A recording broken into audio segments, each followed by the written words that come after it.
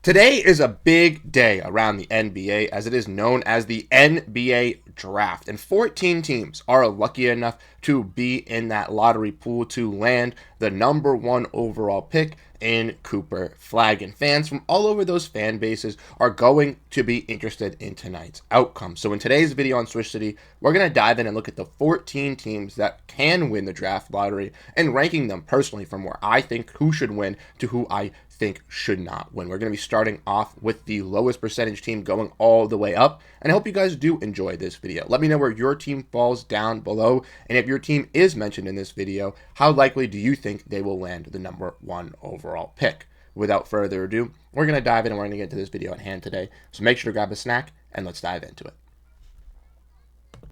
So starting it off, it's pretty simple. It's the San Antonio Spurs. They've gotten very lucky with their lottery luck over the last couple seasons, and as you'll see from this, build, I'm not the biggest fan of teams re-winning the lottery or teams who have had a high overall pick getting this number one overall or top three pick. So with the Spurs, obviously landing Victor Wembanyama just a couple seasons ago, they already got their generational talent. They don't need another in Cooper Flagg.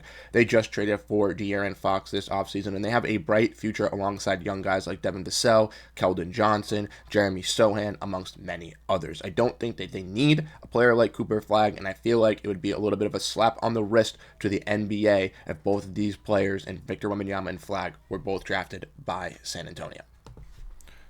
Next, we're going to be talking about a team that I don't think deserves to be in the draft lottery, and it's because of the moves that they made. They ultimately landed them here, but the Dallas Mavericks. Personally, shouldn't have traded Luka. Obviously made a mistake there with Nico Harrison, but that's not the point of today's video. Today's video is to dive in and look at the draft lottery, but for them making that mistake, they should not be rewarded with the number one overall pick and getting Cooper Flagg to put alongside Anthony Davis and Kyrie Irving. This team should be punished for what they did and tried to obviously making a move that did not help out their team, and I don't think it would be right for a team that was just in the NBA Finals last season and a team who has a bright direction, who just lost their best player, to be rewarded with another superstar generational talent.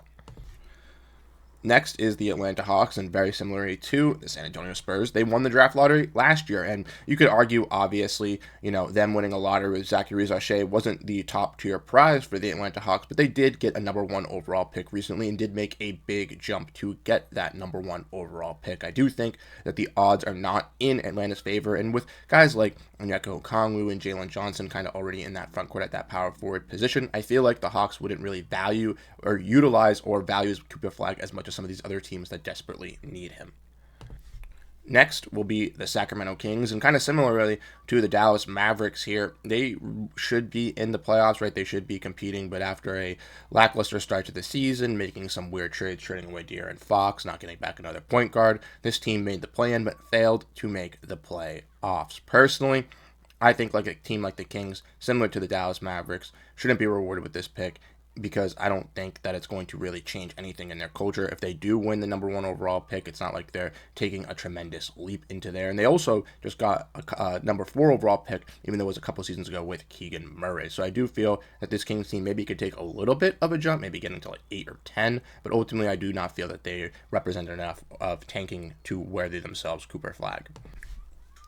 Next will be the Houston Rockets, and the Houston Rockets are the one team that owns another pick in this lottery, right? We do know that the Phoenix Suns did not make the playoffs, but they did not own their first-round pick as they traded it away a couple years ago in that Kevin Durant deal, and that was also moved to Houston in that Mikal Bridges trade last off-season. So Houston now owns this pick. Houston has been linked to obviously other stars like Durant and Booker, but with a new update coming out today saying they're not really interested in those guys, who knows where if this pick even falls, Phoenix will be able to get it back. Obviously, and Phoenix wants to get this pick back. They want it to go a little bit higher, but I think for the Rockets, a team that was clearly in the playoffs as a solid team, they don't need another additive in Cooper Flagg added on top to Amen Thompson, Alperen Sengun, Jalen Green, Tari Eason, etc. They need some compatible role players, and I do believe that a Flagg jump for them would be a little too realistic. Next, we're going to be talking about the Philadelphia 76ers, and once again, their main goal this offseason is still to be competitive and still to compete with guys like Tyrese Maxey, Paul George, and Joel Embiid. So I feel like this Sixers team doesn't necessarily deserve the number one overall pick. Do they deserve a top-tier pick for their tanking for how bad they were this season? For sure. But let's give them 4, let's give them 5. Let's not give them the number one overall pick. Let's not reward them with an injury-riddled season by giving them Cooper Flagg and then putting themselves in a position that they're very scared of doing, obviously, with the Philadelphia Philadelphia 76ers. I'm not the biggest fan of the Sixers getting Cooper Flagg because, once again, I don't think they realistically deserve it.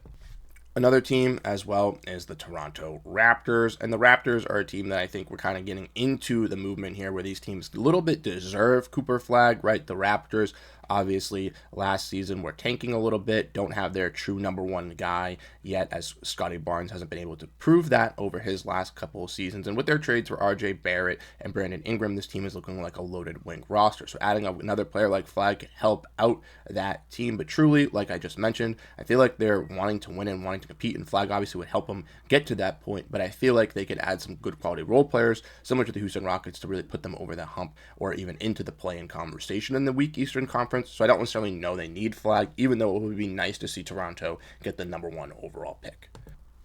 Another team very similar to Toronto, the Portland Trailblazers, they already kind of have their young core established. Obviously, rising stars this year in Toumani Camara, Denny Avdija, Scoot Henderson have really impressed this Blazers team. Flagg would obviously make a nice addition to their front court. Donovan Clingan hasn't really raised himself to be that starting big this season for the Blazers, but I truly do believe, like I mentioned with Avdija, Camara, and some of these other forwards that they have a log jam there. And even though Flagg would take him over the top for Portland, I do feel kind of similar to those other two teams that, once again, just adding some role players, adding some younger guys that can really fit this culture, can really take this team over the top.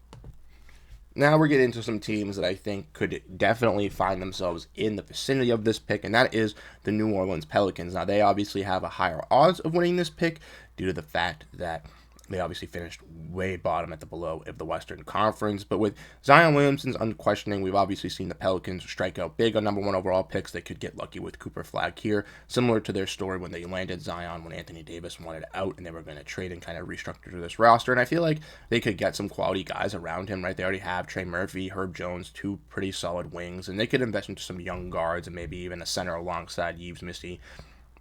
And Markotovich, I believe there's their backup center that did really solid this season. The Pelicans, though, like I mentioned, just a small market team, haven't been really the greatest over the last couple of years, so I'm a little bit lower on them because I don't know if Cooper will be able to pan out there. As we've seen with their number one overall picks, it hasn't really landed anything promising so far in their franchise, but I do think this could be the step in the right direction for the Pelicans. And another team that everyone really wants to see dominate and win this draft is the Charlotte Hornets. They obviously haven't won the lottery in a very long time. They've had suffering seasons left and right dealing with injuries. But ultimately, I come to the realization that they just got Brandon Miller a couple seasons ago, right? They already have LaMelo. And adding a guy like Cooper Flagg would be absolutely fantastic, right? Replaces Miles Bridges. You can look to move off of him and look to kind of revitalize this team with those three nucleus. And I think that would be great for Charlotte. Once again, Cooper Flagg going to Duke, obviously staying in his home state of North Carolina would be crazy for that as well, getting the home college kid. But ultimately, like I said, I think there are teams that are a little bit better just because with LaMelo and Brandon Miller already there, I still think they could get a valuable pick at 4 or 5 that could still help them and not necessarily need Cooper Flagg to really take them over the top compared to some of these other franchises. And here come the Washington Wizards, coming in a little bit lower than a lot of people probably expected. You know, I had the Hawks, the Spurs, winners of the draft lottery. So why do I have the Wizards so high? Well, one, the Wizards obviously have a high chance of winning the first round pick because they had one of the worst seasons this year. But also their nice core of Bilal Coulibaly, Alexander Sarr, and Bubba Carrington could use that offensive creator and a guy like Cooper Flagg to really initiate the offense for this team and really take them over the top. Now, you could argue 2 number 1 overall picks of the Washington Wizards. That's a little sketchy, and that's where I'll kind of agree with you here that I don't necessarily know if Washington's going to win the draft lottery, but I do think that they would be an intriguing team for Flagg to rise to his best abilities and would be one of the top 4 teams that could use his talents. Next, we're going to be talking about the Utah Jazz, and they're another team that are very linked to Cooper Flagg, as once again, they have one of the highest odds to win the number 1 overall pick. Utah has not won a draft lottery in a while, and I feel like number 1 overall selection would be key for them. Adding a guy like Cooper Flagg alongside Markkanen and Walker Kessler would be really cool if they want to continue to build that, having those 3. But even if they look to move Markkanen off, having a nice piece in Flagg to command that offense for Utah and be that number 1 star, pairing alongside a elite rim protector and defender in Walker Kessler, I think would do numbers for Utah. I also believe that if Utah falls, maybe at some of these guard positions, a guy like Dylan Harper would be solid, but they already have an abundance of guards, even though he would leap over them. So I feel like Flagg is kind of the ideal pick if you're Utah, and hopefully if you can get number 1, because it really fills in a hole that you have drastically on this roster. Alrighty, ladies and gentlemen, we're coming to the final two teams, and with the final two teams we have, as you can guess, obviously the Brooklyn Nets and another team, but the Brooklyn Nets are going to be my second favorite team to land Flagg. I wanted them to get Flagg at the beginning of this year. I thought the Nets were going to be towards the bottom. I thought they were going to be tanking after making them a Mikal Bridges trade, and I felt like Flagg would be that perfect number one piece to insert alongside Nicholas Claxton, potentially move Cam Johnson to the small forward, or look to move off of Cam Johnson to really start your initiation. I don't like that the Brooklyn Nets are interested in Giannis. I don't think they should be trying to trade for Giannis Antetokounmpo. I think they should be going into this draft strategy, this rebuild strategy, this young youth core that they had with D'Angelo Russell in this team before they went all in, and they can finally do that now this season with getting a talented pick. Now, regardless if it's number one, I still think the Nets will take a high selection, but I do want to reward the Nets here because they haven't gotten that number one pick in a while, and I feel like Cooper Flagg would really take Brooklyn on the map compared to some of these other franchises that are interested. And lastly, this one is obviously biased, even though I'm not a Bulls fan. I predicted that Cooper Flagg would go to the Bulls a couple seasons ago when he was a top talented pick because I felt the Bulls would tank eventually and go that route. Now, we've yet to see the Bulls go that route so far, but I'm still going to stick with my pick that I want to see him go to, and that is Chicago. I truly think that if Chicago got him right, they could convince their franchise that they obviously can win now and still play with Cooper Flagg and be a competitive team, but also that if they did a soft rebuild and a soft retool around Flagg, they would have a perfect direction. And I think that's what is clear for Chicago, right? They have a lot of players like Josh Giddey, who's a restricted free agent, Vucevic, who's possibly on the trade block, Kobe White, Ayo Dosunmu, a lot of names surrounding the Chicago Bulls team this offseason, and I feel like adding Cooper Flagg would kind of allow them to still be able to do some of those moves while adding him and getting a little bit younger to really retool around him and Matas Buzelis. Now, ultimately, I do think that Brooklyn could swing it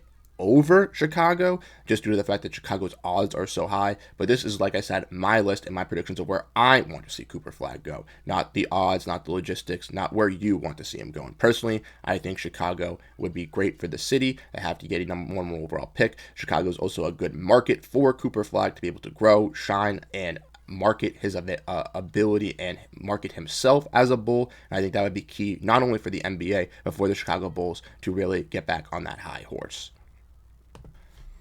So that's it, ladies and gentlemen. Those are the 14 teams that are in the draft lottery. I ranked them from worst to best and where I would want to see Cooper Flagg go. And I want to know your thoughts down below in the comment section.